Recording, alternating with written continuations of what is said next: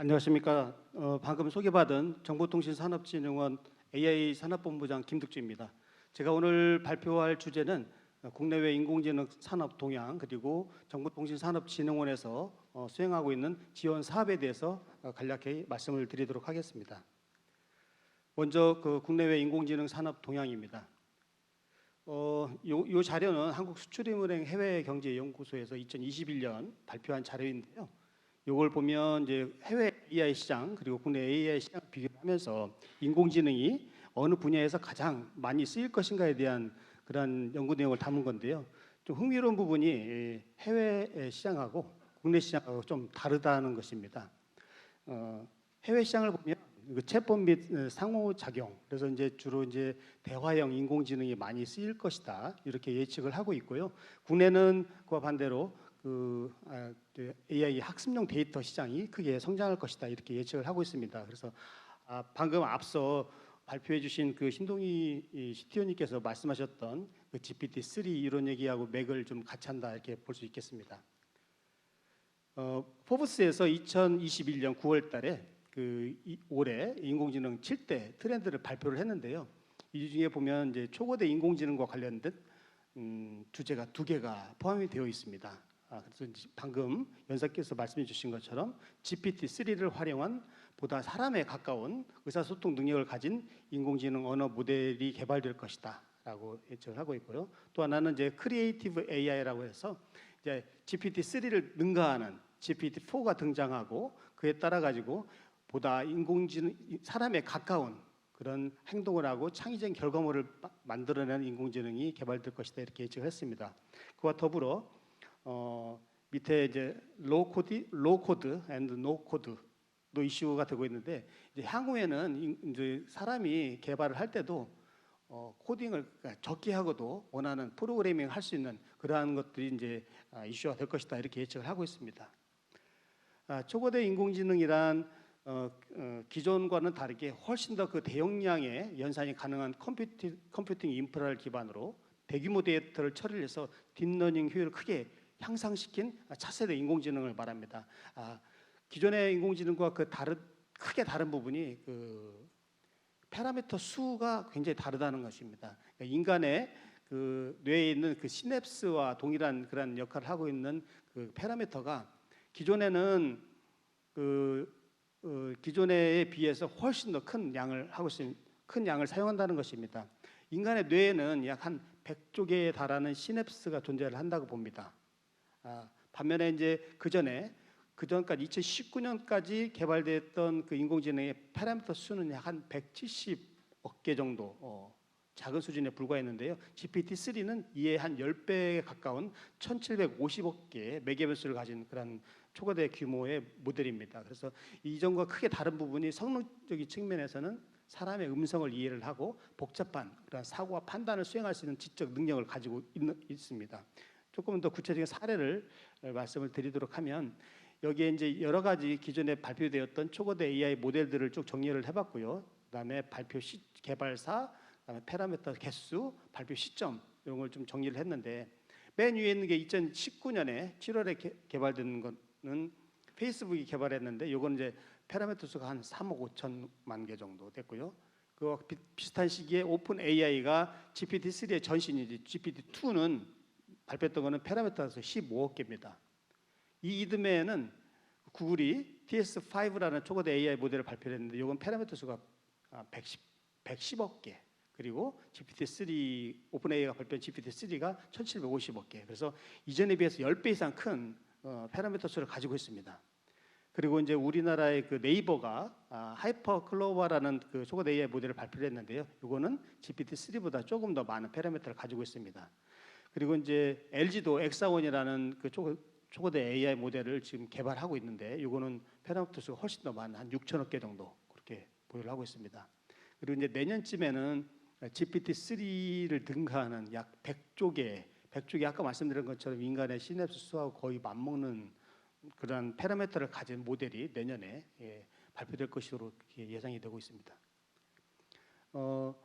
앞서 제가 그 로코딩 얘기를 했는데 이제 코딩을 이제 그렇게 하지 않아도 원하는 프로그램을 할 수 있다라는 건데요. GPT-3 기반의 프로그램이 이런 것들이 지금 현재 구현되어 있습니다. 그래서 이게 이제 분홍색으로 표시된 것처럼 이제 입력 창에 워터멜론과 비슷한 그런 버튼을 이제 만들어라라고 딱 입력을 하면 요 밑에 나와 있는 그림이 이제 코딩을 통해서 만들어진 그런 그림입니다. 그런 이미지가 이렇게 인공지능이 이런 이미지를 생성을 하게 되고요. 그리고 이제 이 오른쪽에 있는 거는 왼쪽에 있는 거는 이제 GPT-3 기반의 시나리오입니다. 솔리시테이터라는 변호사라는 그런 그 시나리오를 인공지능이 개발했습니다. 그래서 시나리오는 인공지능이 쓰고 그다음에 배역과 감독은 사람이 한 그렇게 해서 이제 단편 영화로 제작된 그런 사례도 있습니다. 그래서 이제 인간의 고유한 영역이라고 보였던 그 창작의 영역까지도 이제 인공지능이 그 인공지능의 역할을 이렇게 하고 있습니다. 그리고 이제 이건 좀 옛날에 그 달이라는 그런 화가인데요. 인공지능 화가 이제 입력을 이렇게 합니다. 개를 산책시키는 아이 무를 그려라라고 하니까 이제 이런 이미지를 인공지능이 만들어냅니다. 그리고 해가 떠오르는 들판에 앉은 카피바라를 그려봐라라고 하니까 이런 그림을 또 인공지능이 그리고요. 그리고 이제 이거는 이제 아보카도 모양의 암체어를 디자인해봐라라고 하니까 이제 이런 이미지를 인공지능이 만들어내고 상점의 간판도 인공지능이 이제 만들어냅니다. 그러면 이제 앞으로 그동안에 디자이너들이 해왔던 어떤 의자라든지 이런 거 디자인을 이제는 디자이너가 하지 않아도 됩니다. 그래서 이제 인공지능을 시키고 사람이 그 중에서 괜찮은 것을 하나 선택을 해서 원하는 형태로 이렇게 다시 이제 재디자인하는 형태로 이렇게 그래서 이제 디자이너가 어떤 디자인적 영감을 얻기 위한 그런 도구로 인공지능을 보다 더 많이 활용을 할 것이다 이렇게 예측을 하고 있습니다. 그런데 달리 2가 나왔습니다. 달리 2가 올해 나왔는데요. 밑에 제가 링크를 걸어놨는데 여기를 들어가시면 이제 그 계정을 하나 만드시면은 달리 2를 직접 써보실 수가 있습니다. 그래서 달리 2도 저도 좀 써봤는데 제가 원하는 이제 영어로 이렇게 원하는 입력을 하면은 거기에 맞게끔 얘가 어떤 이미지를 생성을 합니다. 좀 재밌더라고요. 그래서 이제 기존의 달리 1하고 달리 2하고 다른 점이 이제 요 성능을 좀 비교를 한 그림인데요. 요거는 이제 입력에 그 모네풍으로 화가 모네 있죠. 모네 스타일로 그 해 뜨는 들판에 앉아 있는 여우를 그리라라고 하니까 달리 1은 이런 그림을 그렸고 달리 2는 훨씬 더 모네풍에 가까운 그런 그림을 그린 사례입니다.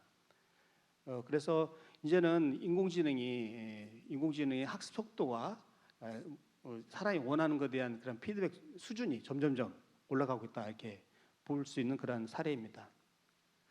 그리고 아까 말씀드렸던 것처럼 국내에도 우리말에 특화된 그런 인공지능이 만들어지고 있고요. 네이버가 하이퍼 클로바라는 많이 아마 아실 겁니다. 요거를 만들었고 그리고 이제 LG도 엑사원이라는 것을 지금 만들고 있습니다. 근데 LG 같은 경우에는 이제 산업에 좀 특화된 그러한 영역으로 개발을 하고 있다고 제가 이제 그렇게 얘기를 들었습니다.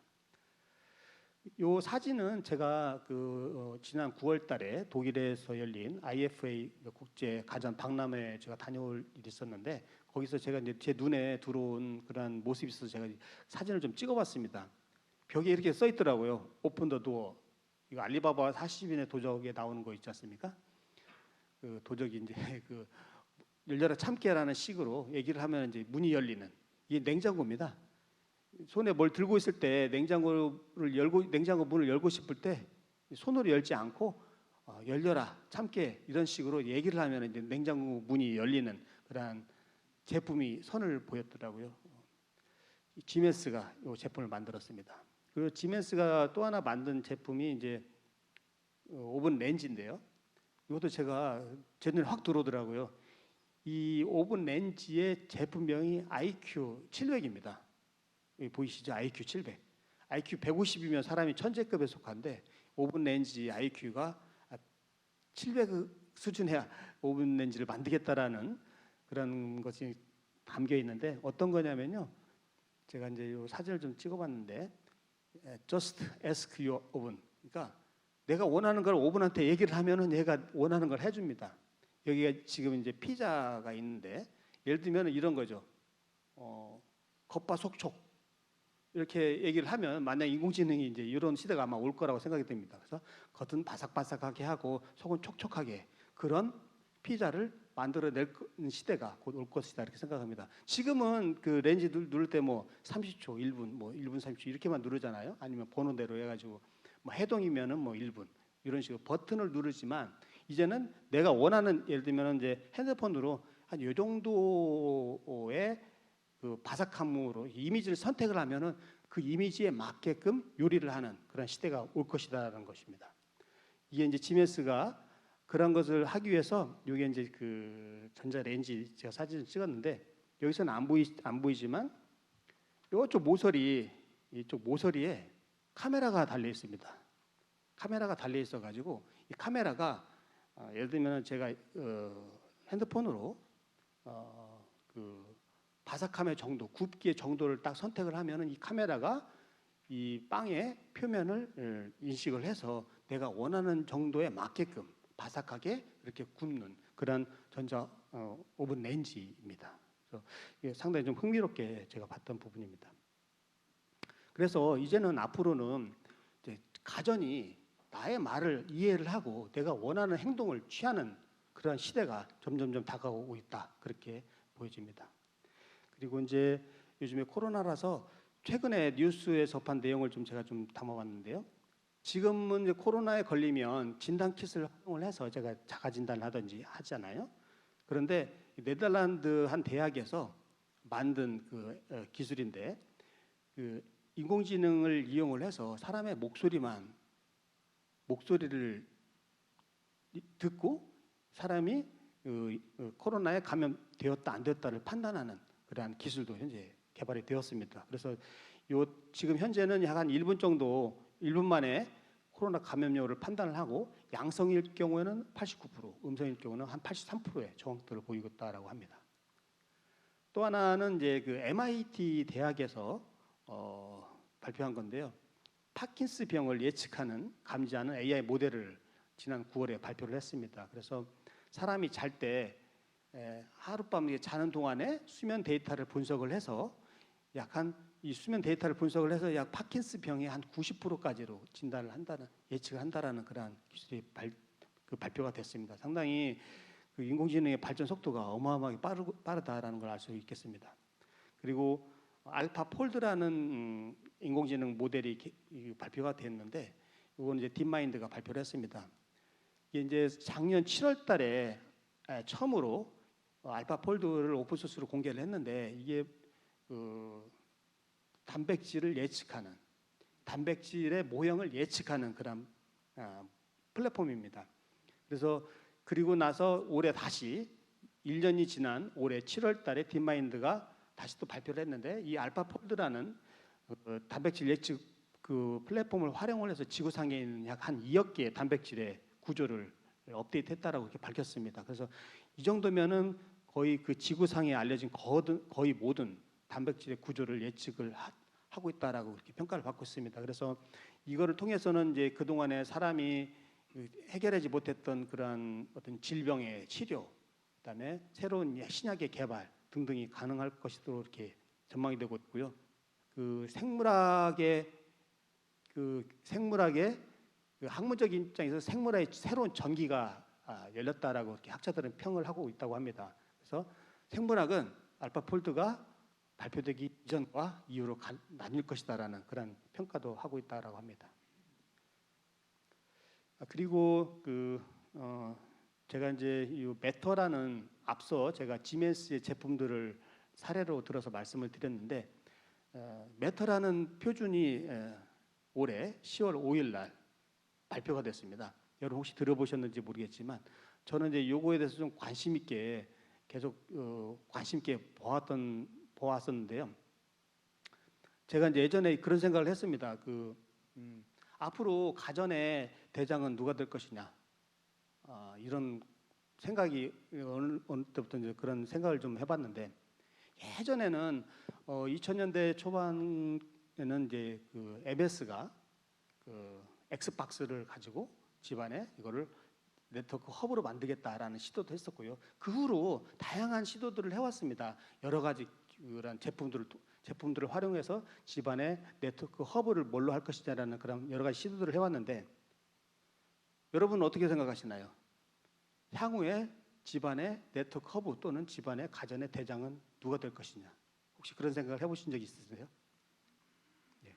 저는 이 구글이 발표한 구글, 아마존, 애플이 선도를 해서 만든 이 메터 표준이 그 스마트홈의 대장이 누가 될 것인가를 지금 예고를 하고 있고 조만간 그것이 발표를 하지 않을까 저는 그렇게 생각합니다.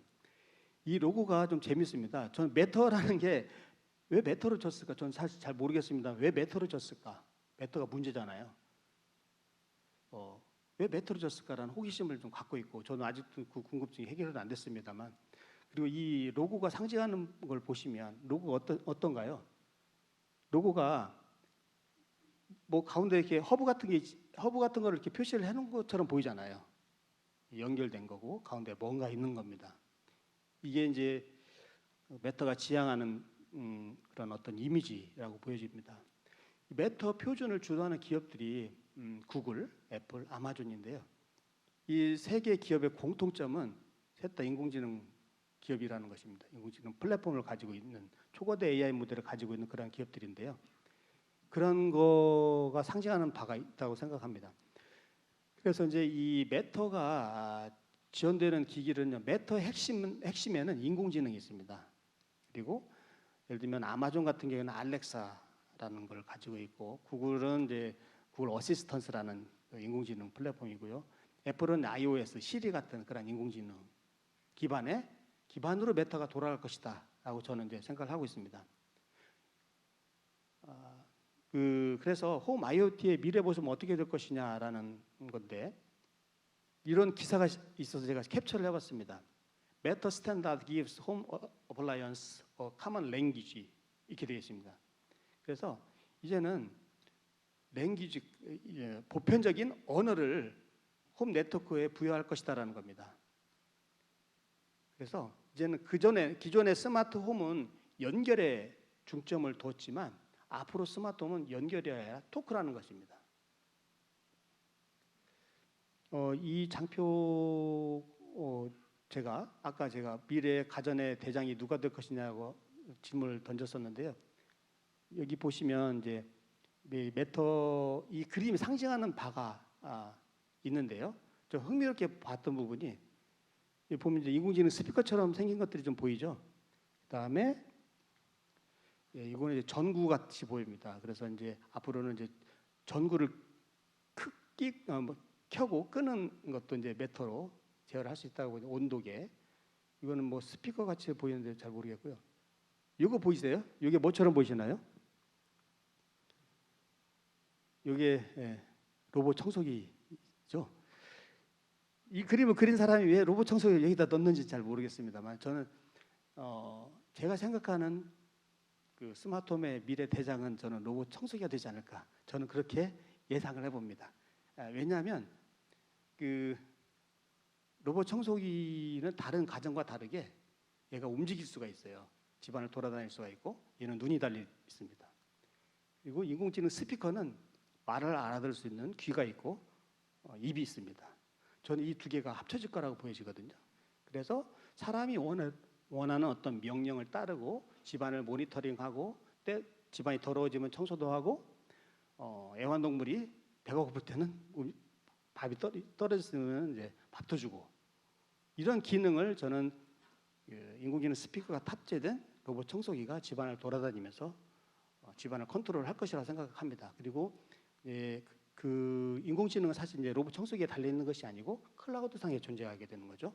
그래서 이제 내가 구글 캘린더에 나의 일정이 있잖아요. 내가 몇 시에 출근하고 몇 시에 퇴근하고 이런 것들에 맞춰서 얘가 이제 집주인이 돌아올 때쯤 되면 집을 데우고 잠을 잘 때는 온도를 또 적정하게 맞추고 아침에 일어날 시간도 얘가 와서 깨웁니다. 이제 회사 갈 시간이에요.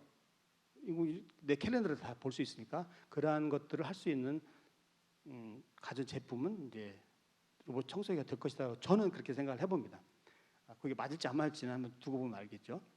네.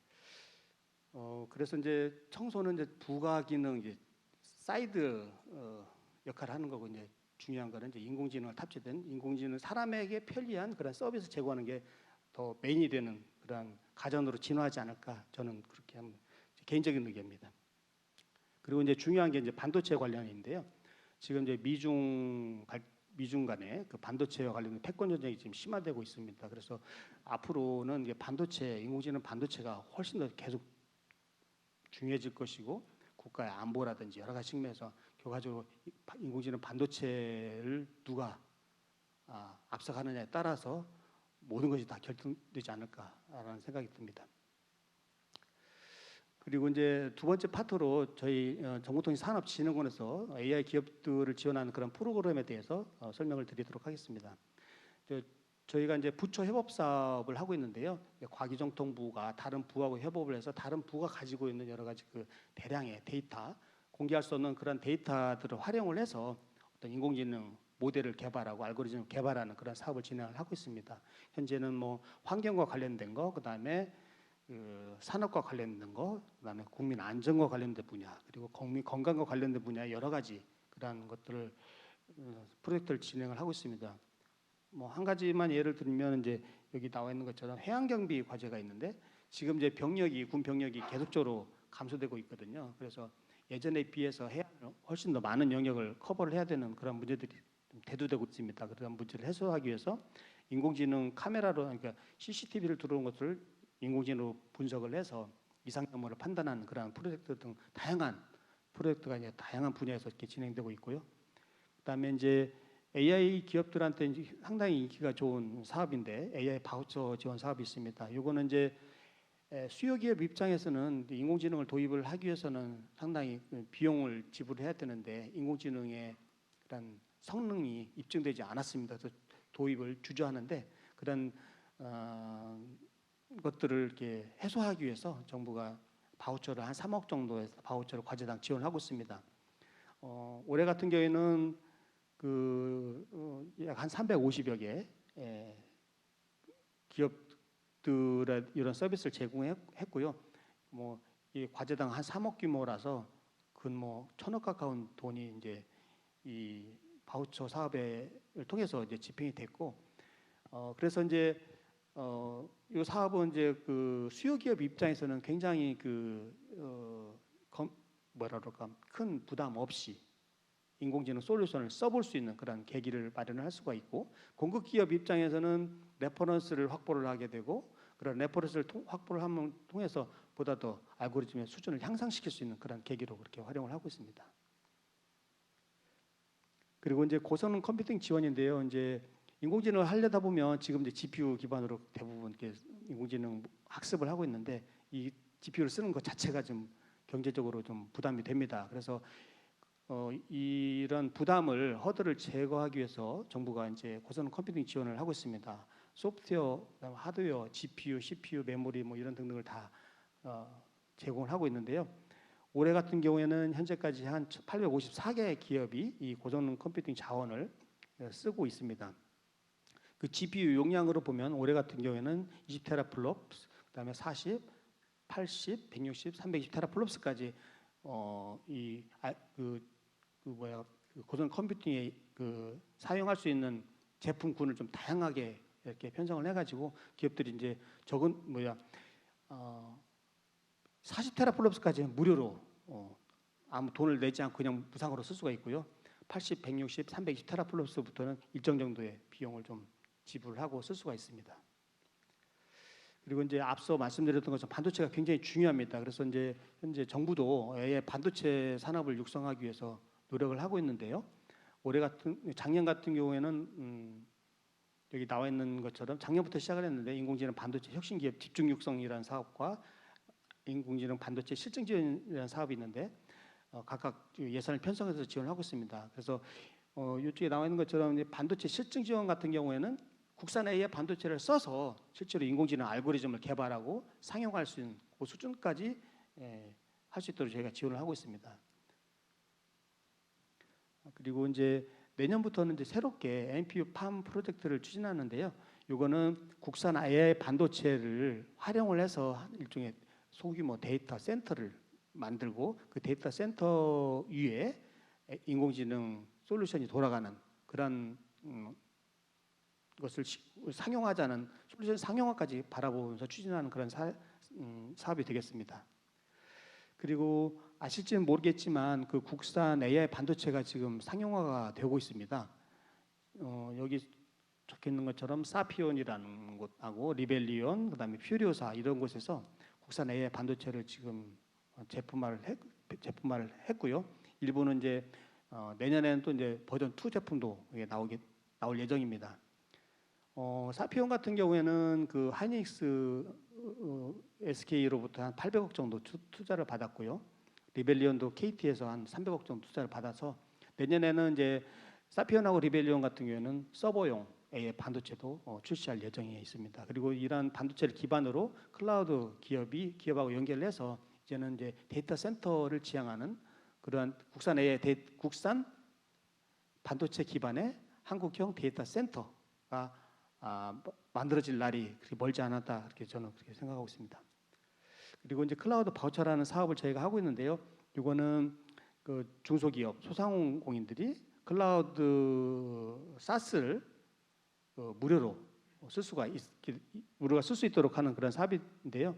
저희가 이제 기업당 그 클라우드 서비스 이용 금액을 한 1,500만 원 정도 연간 무료로 이렇게 쓸 수 있도록 그렇게 하고 있습니다. 올해 같은 경우에는 한 1,000개사 정도가 이 클라우드 바처 사업을 수혜를 받았습니다. 그리고 이제 끝으로 AI 인력 양성인데요. 제가 여기는 표시는 안 돼 있지만 ICT 이노베이션 스퀘어라는 그 인터넷 검색을 하시면 거기 ICT 이노베이션 스퀘어를 검색을 하시면 인공지능 교육 프로그램 거기에 이제 연간 한 서울 같은 경우에는 한 1,000명 정도의 그런 무료 교육 프로그램이 지금 진행되고 있습니다. 그래서 요거는 이제 서울하고 지방 4개 권역, 총 5개 권역에서 인공지능, 블록체인, 그다음에 3D 프린팅 관련된 교육을 우상으로 진행을 하고 있습니다. 그래서 혹시 관심 있으신 분은 ICT 이노베이션 스퀘어를 검색하고 들어가셔서 교육 프로그램 한번 보시고 필요하면 신청해서 이수를 받아보시기 바랍니다. 이상으로 제 발표를 마치도록 하겠습니다. 경청해 주셔서 감사합니다.